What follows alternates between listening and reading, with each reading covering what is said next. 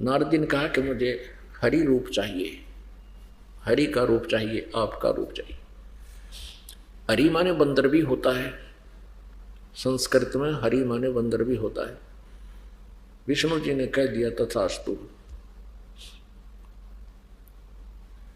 अब नारद जी ने सोचा कि अब तो बहुत सुंदर हो गया, तेरे बराबर तो कोई रहा नहीं, और उसका लग गया बंदर का मुख। अब वो पहुंचा स्वयंवर में, सब देख जानते यू के आ गया। तो उसने नारद जी ने सोचा तेरे तरफ सब देख रहे हैं, इसलिए तो बहुत सुंदर है ना, इसलिए सबकी दृष्टि तेरे पर ही आगे टिकी है, और लड़की ने तो पसंद कर ही लेना हूं। तो जब वो लड़की वरमाला लेकर, क्या प्रोसीजर होता था, एक पंक्ति में राउंड, ऐसे पंक्ति में राजा लोग बैठ जाते थे जो उस लड़की के लिए आते थे विवाह कराने के लिए, और लड़की को स्वतंत्रता होती थी, वो जिसको चाहे उसको चुन लेती थी। स्वयंवर, स्वयंवर का अर्थ होता स्वयं अपना पति को चुनना।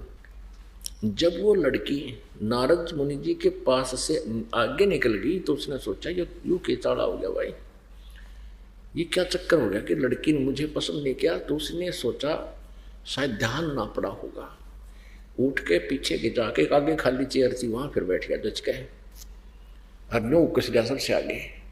अब लड़की ने वो थोड़ा सा बैक होगी एक कदम और आगे चली गई। नारद जी असमंजस में पड़ गए, टक्कर के पड़ गया। तब किसी उसके साथी ने उसको दर्पण दिखा दिया कि ऋषि जी हम ही यहाँ से उठने वाले हैं तुझे देखकर। तो लड़की ने तो दूर होना ही होना था। अब देखा जब उसने अपना चेहरा कि तो बहुत गुंडा मुंह लाग दिया मेरा।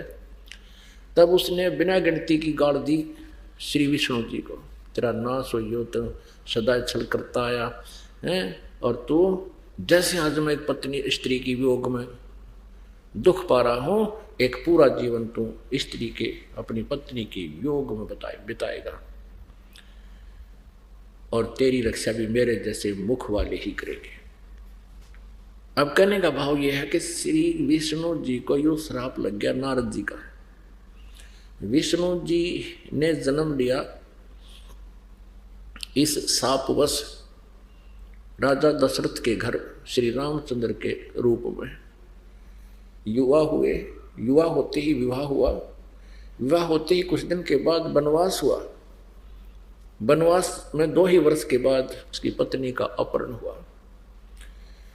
फिर बहुत ज़्यादा संघर्ष हुआ, लाखों आदमी, करोड़ों व्यक्ति मर गए युद्ध में, रावण के साथ युद्ध किया तो उसको